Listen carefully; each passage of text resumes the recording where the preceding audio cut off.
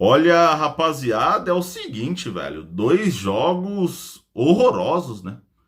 Tanto o torcedor são paulino quanto o torcedor corintiano estão altamente insatisfeitos com a atuação dos seus times. O Corinthians passou vergonha em Bragança diante do Bragantino.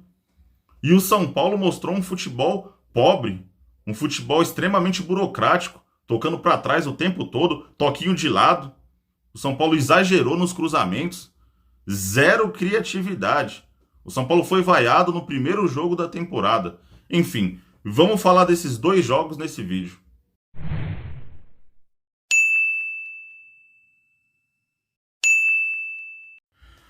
Bom, vamos lá, rapaziada. Vamos começar falando aí dessa partida horrorosa do Corinthians. Bragantino 1, Corinthians 0. E assim, saiu barato, né? O Bragantino poderia ter feito mais gols, velho. A vantagem do Bragantino poderia ter sido bem maior. O Corinthians mostrou um futebol extremamente engessado. Os caras pareciam que estavam cansados. Uma calça jeans molhada. Então, assim, pro torcedor corintiano é extremamente preocupante. O Corinthians estava tendo dificuldade, rapaziada, em acertar passes de 5 metros. A questão não é a derrota em si. Você jogar contra o Bragantino em Bragança é extremamente difícil. Hoje, o Bragantino é um time muito bem estruturado. Jogando em casa, tem capacidade de vencer qualquer time no país. Se o Flamengo for jogar lá contra o Bragantino, o Flamengo vai ter extremas dificuldades. O Palmeiras a mesma coisa, enfim. Para qualquer time é difícil. Então, a questão não foi a derrota do Corinthians. A questão foi a maneira como o Corinthians perdeu, né? E eu tô vendo gente na mídia, nas redes sociais, querendo passar pano, né? Os caras não se aguentam, cara. Sempre que o Corinthians perde algum jogo, tem que passar pano.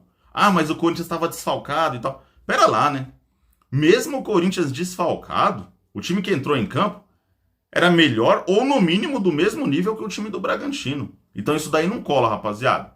Sinceramente, eu não caio nessa. Ah, o trabalho do Fernando Lázaro começou agora, ele foi efetivado, é o primeiro jogo oficial dele comandando o time do Corinthians. Também não cola. Porque o Bragantino é a mesma coisa. Não, pior ainda, né? Porque é um treinador português, é um treinador que não conhecia o clube, tá conhecendo agora. Então, nada justifica. Ah, mas o Bragantino tá treinando há mais tempo que não sei o quê. Não, também não. Bragantino e Corinthians começaram a pré-temporada basicamente no mesmo período. Então, assim, não cola essas desculpas. Foi incompetência do Corinthians, sim. E se o Fernando Lázaro quiser permanecer no cargo, cara, porque ele não vai ter a carta branca que o Vitor Pereira teve. Pode ter certeza que não vai. O Vitor Pereira não ganhou clássico nenhum na temporada passada. E mesmo assim, o pessoal no Corinthians idolatrava ele. Se o Fernando Lázaro continuar perdendo jogos e não vencer clássico, cara, pode ter certeza que não passa do Campeonato Paulista, principalmente por atuações bizarras, atuações grotescas, de um time que se mostrou extremamente desconjuntado, cara. É óbvio que o Corinthians não vai, na primeira partida da temporada, primeira partida do ano, começar voando, né? Time nenhum começou voando. O Palmeiras teve dificuldade, o São Paulo, que eu vou falar daqui a pouco, também mostrou um futebol horroroso. Mas pelo menos, tanto Palmeiras quanto São Paulo, que são times que vêm fazendo a final do Campeonato Paulista nas últimas temporadas, pelo menos os caras estavam acertando passes de 3 metros, né? 5 metros. O Corinthians nem isso, cara. O Corinthians não conseguia triangular a bola. Se isso daí não é falha técnica, se isso daí não é falha do treinador, é falha de quem então, rapaziada? Sinceramente, deixou a desejar, atuação bizarra, patética por parte do Corinthians, vergonhosa. E vamos falar agora aí desse jogo do São Paulo também, que não deixa de ter sido vergonhoso, né? Assim, o torcedor vaiou no final do jogo. Eu, particularmente, eu entendo o lado do torcedor, pô, quase 50 mil pessoas no Morumbi. Choveu pra caramba ali, um pouco antes do início do jogo, enfim. Numa estreia de Campeonato Paulista, pô, o torcedor foi guerreiro pra caramba, velho.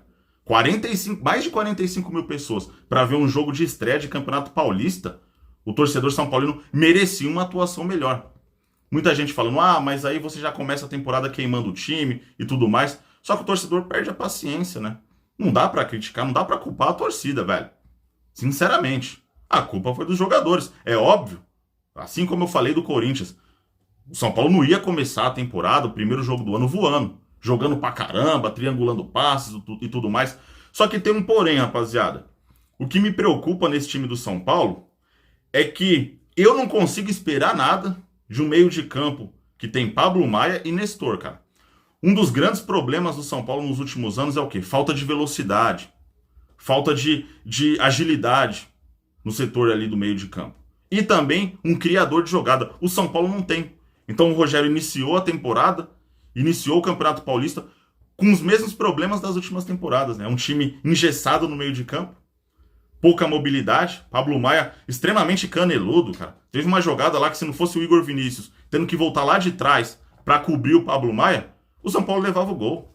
Pablo Maia chegou atrasado, todo atrapalhado no lance, dando carrinho. Enfim, dando carrinho, o cara passou direto. Se não fosse o Igor Vinícius lá pra tomar a bola, ferrou pro São Paulo, cara. Era capaz de ter perdido esse jogo de 1-0, gol de contra-ataque, gol bobo. Então, assim, o Nestor também é outro jogador que... Eu não sei exatamente o que o Nestor faz. Eu não sei se ele é um jogador de marcação. Não é, né? Porque ele não tem porte físico pra isso. Só que ele também não é um jogador ofensivo.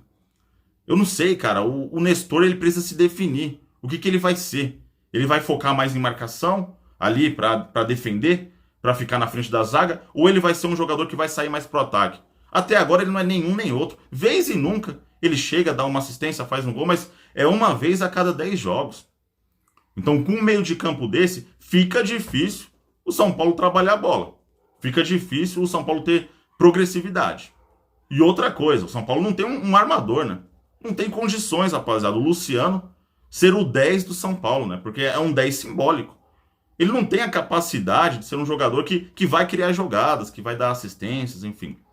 Não tem condições. Então, o que eu vi hoje, na minha opinião, um time extremamente perdido em campo, tocando de um lado para outro, de um lado para outro. Aí via que não tinha espaço, né? O Ituano totalmente retrancado. Aí o São Paulo voltava jogado. E foi isso os 90 minutos, cara.